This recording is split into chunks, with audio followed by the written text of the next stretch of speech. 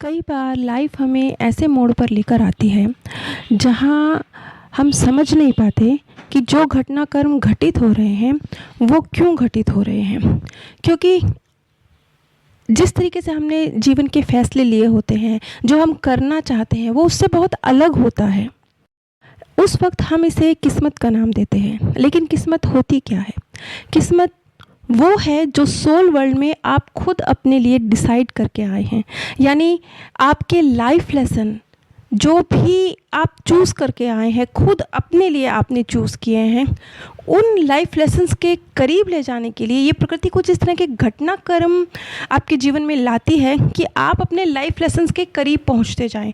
और जैसे जैसे आप अपने लाइफ लेसन के करीब पहुंचते जाते हैं, वैसे वैसे आपको जो सुकून और शांति मिलती है वो आपको धीरे धीरे रियलाइज़ कराती है कि वो पाथ जिसे प्रकृति ने आपके लिए क्रिएट किया था ज़्यादा बेहतर था उसके जो आप खुद चूज़ करना चाहते थे। आज मैं आपके सामने गैब्रिएला नाम की जिस लड़की का केस शेयर करने जा रही हूँ, उसके साथ भी कुछ ऐसा ही हुआ। उसका भी कुछ सोल प्लान था, कुछ जीवन के लक्ष्य थे। उन लक्ष्यों तक पहुँचाने के लिए कुदरत ने कुछ खेल रचे। उस वक्त तो गैब्रिएला को समझ नहीं आया कि ये सब क्यों हो रहा है, लेकिन कुदरत उसे उसके लाइफ लेसन्स के करीब ले जाना चाहती थी। अब हम गैब्रिएला के केस पर आते हैं। गैब्रिएला एक निहायत ही खूबसूरत, एजुकेटेड, इंटेलिजेंट, अपने माँ बाप की इकलौती संतान, पेशे से डॉक्टर, यानी जिसे आप बिल्कुल परफेक्ट कह सकते हैं ना, उस तरह का एक जीवन था गैब्रिएला का। गैब्रिएला की सिर्फ एक समस्या थी, वो ये कि वो हर परीक्षा किसी भी तरह की, चाहे वो एजुकेशन से रिलेटेड हो या कोई उसे कहीं उसने किसी से मुलाकात करनी हो या कहीं डेट पर भी जाना हो, तो वो भी उसके लिए परीक्षा जैसा था। तो ऐसी कोई भी स्थिति जिसमें उसे परीक्षा जैसी फीलिंग आती थी, वो उसमें बहुत बहुत एक्सट्रीम घबराती थी।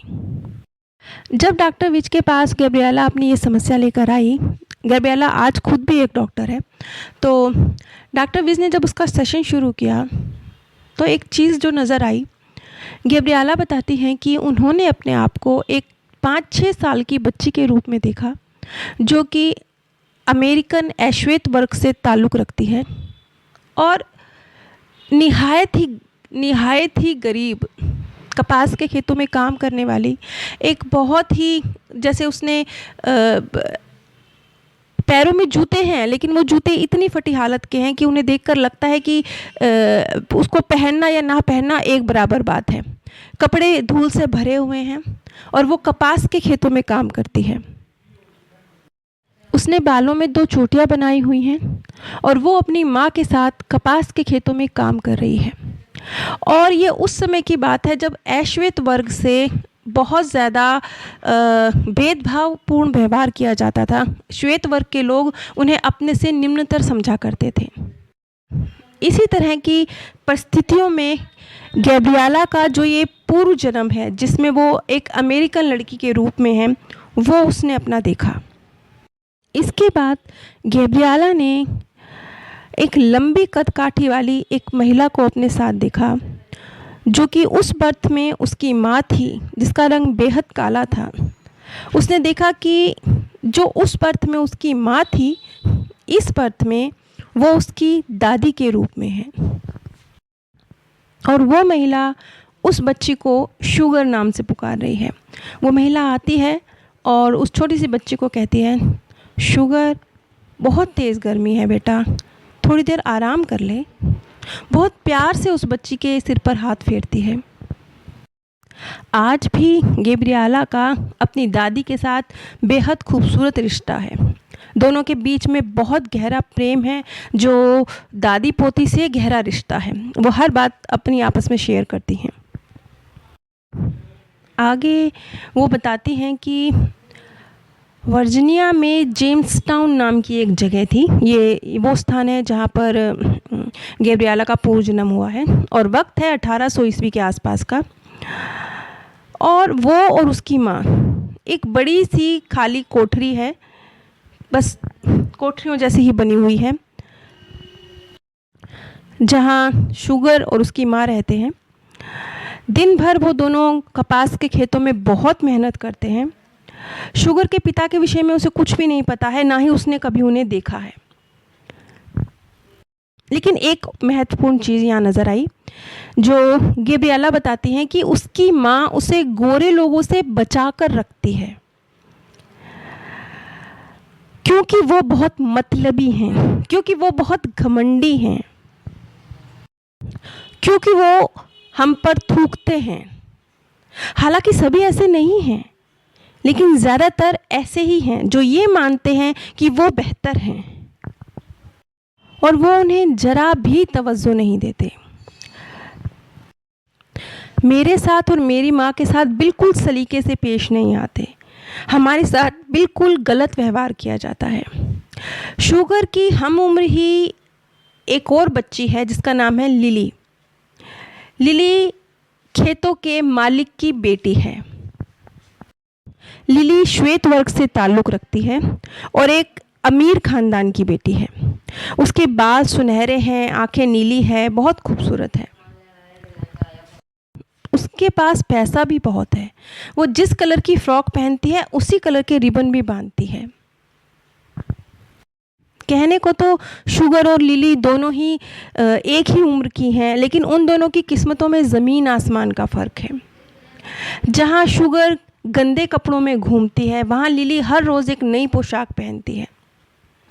शुगर का मन करता है जब वो लिली को अच्छे खूबसूरत कपड़े, अच्छा खाना खाते देखती है, तो वो भी उसके जैसा ही एक जीवन चाहती है, वैसा ही मान सम्मान चाहती है, वैसा ही सामाजिक स्वीकार्य चाहती है। लिली की एक माँ है जिसका नाम है एना, और एना बेहद बेहद अच्छी लेडी है। शुगर के प्रति जो उनका व्यवहार है वो बहुत ज़्यादा उदार है। जैसा नॉर्मली श्वेत वर्ग के लोग व्यवहार करते थे अश्वेत वर्ग से, वैसा बिल्कुल भी नहीं है।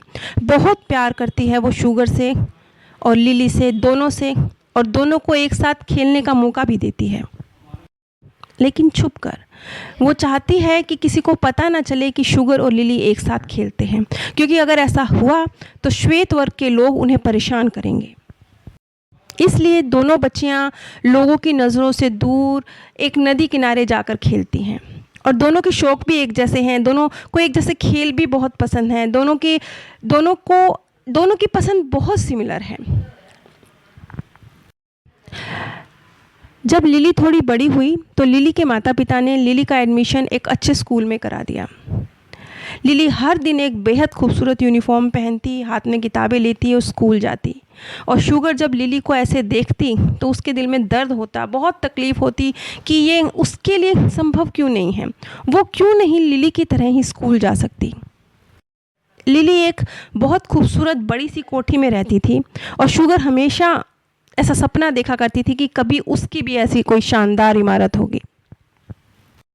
आगे शुगर बताती है कि जो लिली है उसके घर में जो फर्नीचर है वो कॉलोनियल शैली का बना हुआ है। ये उस ज़माने का फर्नीचर है जब रईस तकबा ही होता था जो इस तरह के फर्नीचर को अफोर्ड कर पाता था। बेशक शुगर और शुगर की फैमिली लिली की फैमिली के लिए गुलाम ही थी, लेकिन फिर भी जो लिली की फैमिली थी वो शुगर के साथ बेइंतहा प्यारा व्यवहार करती थी। दोनों को, उसके पूरे परिवार को बहुत रिस्पेक्ट देती थी। शुगर बताती है कि लिली के माता पिता दोनों का ही दिल सोने का था। वो दोनों उसका ऐसे ही ख्याल रखते थे जैसे कि लिली का। लिली के पिता, जिनका नाम था श्रीमान डॉल विलियम्स, बहुत लंबी चौड़ी कटकाठी के व्यक्ति थे। उनके लंबे घने बाल थे और जिसकी वो खींचकर एक पोनीटेल बनाया करते थे। उस ज़माने में अमीर तबके के पुरुष भी लंबे बाल रखा करते थे। तो वो बेहद अमीर व्यक्ति थे, बहुत उनके पास ज़मीन ज़्यादा थी, बहुत सारे गुलाम थे उनके नीचे जो काम करते थे, लेकिन उनका व्यवहार जो अपने गुलामों के साथ था बेहद बेहद प्यार भरा था।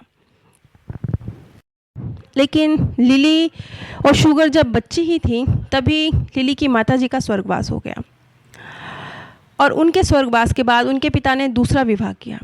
और जो लिली की स्टेप मदर थी उसका स्वभाव उसकी माँ के बिल्कुल विपरीत था। वो अश्वेत वर्ग के लोगों से बिल्कुल कोई संपर्क नहीं रखना चाहती थी।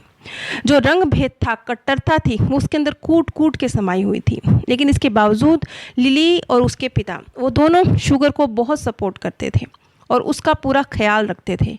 चाहे वो इस बात का भी ध्यान रखते थे कि लिली की स्टेप मदर को इसकी कोई जानकारी ना हो। कुल मिला के शुगर का जो पूरा बचपन था वो इस एहसास के साथ गुजरा कि काश उसकी भी कोई पहचान होती, उसका भी कोई अस्तित्व होता, उसे भी समाज में एक स्वीकार्यता हासिल होती। सिर्फ रंग काला होने की वजह से कोई इंसान बुरा नहीं हो जाता, लेकिन ये सारी बातें वो खुलकर कभी नहीं कह सकती थी।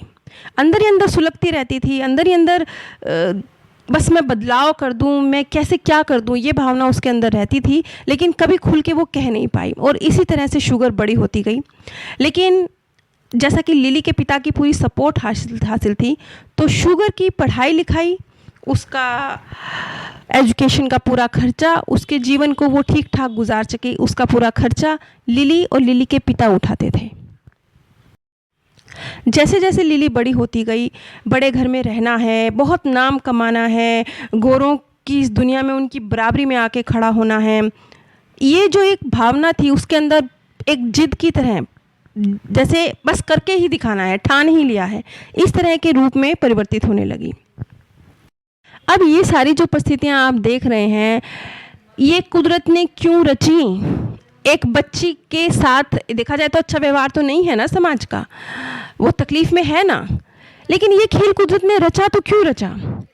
ये खेल इसीलिए रचा गया क्योंकि न सिर्फ उस बर्थ में शुगर, बल्कि इस बर्थ की गैब्रिएला ने भी अश्वेत वर्ग के लिए, दबे कुचले वर्ग के लिए, जो समाज में भेदभाव है उसके लिए बहुत ही एक महत्वपूर्ण सामाजिक रोल अदा करना था।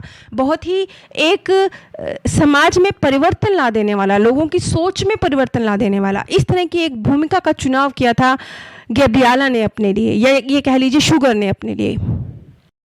आज की गैब्रिएला भी शुगर की तरह ही भेदभाव के खिलाफ खड़ी हो जाती है। जहाँ पर भी वो देखती है कि किसी वर्ग को दबा कुचलाया जा रहा है, उसे उसके हक नहीं दिए जा रहे, वो उस वर्ग के साथ आकर खड़ी हो जाती है। लेकिन सेम टाइम शुगर के रूप में उसने कदम कदम पर परीक्षा अनुभव करी है, कदम कदम पर, क्योंकि जब लिली के पिता उसे स्कूल में एडमिशन दिलाने के लिए गई तो उसका एडमिशन कराने से इनकार कर दिया गया। तो घर बैठकर लिली के पिता ने, जो कि एक बहुत अच्छे व्यक्ति थे, शुगर को पढ़ाने का फैसला किया। और बहुत अच्छी, क्योंकि शुगर पढ़ाई में बहुत अच्छी थी, तो बहुत जल्दी उसको एक छोटे से स्कूल में कैसे तैसे करके लिली के पिता ने एडमिशन भी कराया। और लिली ने नहीं, शुगर ने बहुत बेहतर परफॉर्म किया और आगे चलकर शुगर ने डॉक्टरी में, मेडिकल में एडमिशन लिया। और ये मेडिकल एडमिशन भी बेहद मुश्किल था। इसके लिए भी लिली के पिता ने इसकी बहुत मदद करी, क्योंकि उस ज़माने में अश्वेत वर्ग, ऊपर से महिला, उन्हें मेडिकल कॉलेज में एडमिशन मिलते ही नहीं थे। ये जो कदम कदम पर शुगर ने भेदभाव के साथ परीक्षा का अनुभव किया है, ये जो अनुभव है, ये उसके लाइफ लेसन के करीब उसे लेकर गया। लेकिन ये अनुभव आज भी परीक्षा के डर के रूप में उसके साथ कैरी फॉरवर्ड हो रहा है। अब शुगर ने अपनी लाइफ में कैसे किया और आज की गैब्रिएला अपनी लाइफ में कैसे परफॉर्म कर रही है, इसे हम अगली कड़ी में समझेंगे। नीचे डिस्क्रिप्शन बॉक्स में मैंने आप सभी के साथ अपने first channel path of peace का लिंक शेयर किया है। इस चैनल पर भी मृत्यु के बाद की दुनिया के संबंध में जो सत्य जानकारी है उसे प्रस्तुत किया जाता है, जो अलग अलग वैज्ञानिकों द्वारा जो रिसर्च की गई है, पास्ट लाइफ पर जो रिसर्च की गई है, उन सब के माध्यम से जो नतीजे निकल कर आए हैं, उनके आधार पर ये जानकारी दी जाती है। सभी पर परमात्म सौंदर्य, प्रेम और आनंद सदैव बरसता रहे। आप सभी दिव्य परम धाम में स्थान प्राप्त करें। कई बार लाइफ हमें ऐसे मोड़ पर लेकर आती है जहाँ हम